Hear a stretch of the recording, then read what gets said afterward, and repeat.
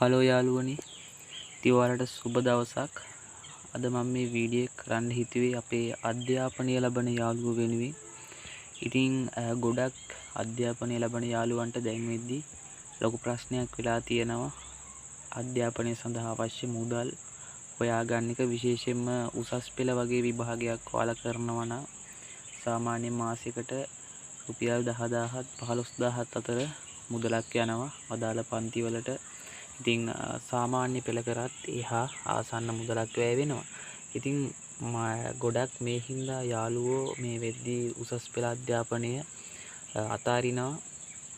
ඉතින් ඒ වෙනුවට යාළුවනේ ඉතින් මටත් ඒ ප්‍රශ්නේ තිබ්බා මුදල් අවශ්‍ය මුදල් ටික හදාගන්න විදිය. ඉතින් ගෙදරිනුත් යම්කිසි සහායක් ලබාගෙන ඉවරලා මම ඒකට විසඳුමක් විදිහට මෙන්න මේ වගේ ඔයාලට පේනවා ගම්බිරිස් වැල් පැකට් කරලා කඩවල් කිහිපයකට අලෙවි කරලා යම්කිසි මුදලක් හොයාගත්තා.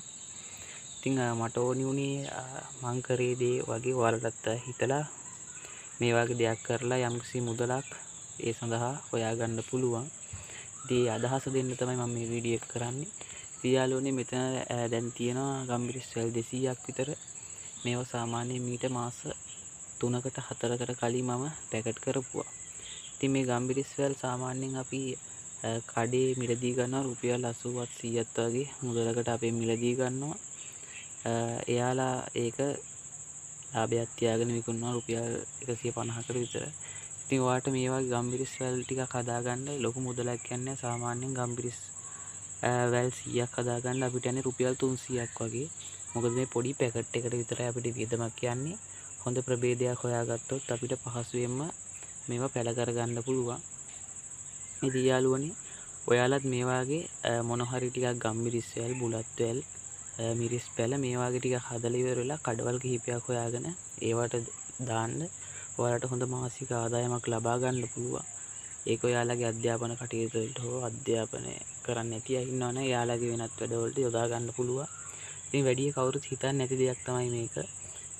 මේ විදිහට සාමාන්‍යයෙන් ඔයාලා එක මාස දෙකක් වගේ තමයි බලන් ඉන්න ඕනි මේ ටික වෙළඳපොළට නිකුත් කරන්න. ඉතින් කවුරු හරි මේ විදිහ ගම්බිරිස් වල ටිකක් හදලා මාස දෙකක් ඒ ටික හරියනකන් නිකන් ඉන්න එපා.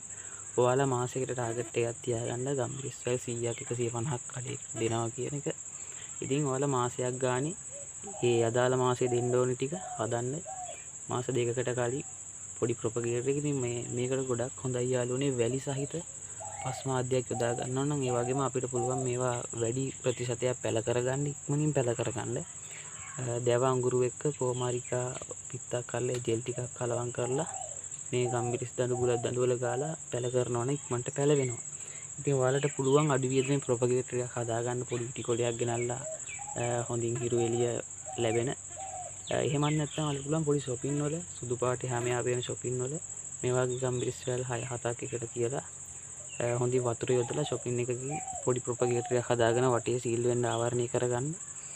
ඉතින් ඔයාලට සාමාන්‍යයෙන් දවස් 20න් 30න් ඒවා එළියට ගත්තයන් පස්සේ මේ වගේ සාමාන්‍ය හිරු එළියට ඒවා හුරු වුණාන් පස්සේ හොඳින් මේ වගේ වර්ධනය වෙනවා. ඉතින් ඔය වගේ පොඩි දෙයක් තමයි කරන්න තියෙන්නේ. ඉතින් ඔයාලට පොඩි කාලයක් තමයි ඒ සඳහා වෙන් කරන්න තියෙන්නේ. ඉතින් කවුරු හරි අධ්‍යාපන කටයුතු කරන කෙනෙක් අධ්‍යාපන කටයුතු නවත්තන්න හිතන් ඉන්නවනම් ආර්ථික අපහසුතාවයෙන් මේ වගේ දෙයක් ඔයාලා කරලා බලන්න. ඉතින් අනිවාර්යයෙන්ම සාර්ථක වෙයි. ඉතින් ගම්බිරිස්ම බුලත්ම වෙන්න ඕනේ වෙනත් භෝගයක් වුණත් ඔයාලට පුළුවන් නම් මේ වගේ පැල ටිකක් හදලා අලෙවි කරන්න. ඊට පස්සේ ඕන ඔයාලට අධ්‍යාපන කටයුතු කරගෙන අතරතුර කරගෙන යන අතරතුරම ව්‍යාපාරයක් විදියට උනත් මේ වගේ දෙයක් කරන්න පුළුවන්. කවුරු හරි ලොකු ඉල්ලුමක් තියෙනවා නම් ලොකු මුදලක් හොයන්න ඕනේ. ඉතින් කෘෂිකර්ම දෙපාර්තමේන්තුවේ සහායත් ලබාගෙන මේ දේවල් කරන්න පුළුවන්. ඉතින් මට ඕනි වුණේ මේ පිළිබඳව යම්කිසි අදහසක් ඔයාලට දෙන්න.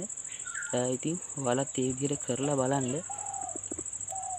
අනිවාර්යයෙන්ම ඔයාලට රුපියල් 10-15000ක් මාසයකට හොයාගන්න පුළුවන්. ඉතින් යාළුවනේ මම ඉදිරියටත් මේ වගේ වීඩියෝ අරන් එන්න. ඉතින් ඔයාලා පොඩි හරි අදහසක් අරගෙන මේ වගේ දෙයක් කරන්න. මම හිතනවා ඒක සාර්ථක වෙයි කියලා. අනිවාර්යයෙන්ම මේ වගේ දෙයක් කරන්න යන්නත් ඔයාලට ඉතාම සුළු මුදලක්. අර මම කලින් කිව්වා වගේ හැම මාසයකටම ඕන ටික කලින් මාස දෙකකට විතර කලින් ප්‍රොපගේට් කරලා හදලා තියාගන්න. මොකද එහෙම නැති වුණොත් ඔයාලට ඉදිරියට දෙන්න පැල නැති වෙනවා. ඉතින් මේ වගේ පොඩි දෙයක් කරලා හරි ඔයාලගේ අධ්‍යාපන වැඩවලට ඒ දේ යොදා ගන්න. ඉතින් අපි තවත් වීඩියෝ එකකින් ඉදිරියේදී හම්බෙමු. ඔයාලා හැමෝටම යාළුවනේ සුබ දවසක්.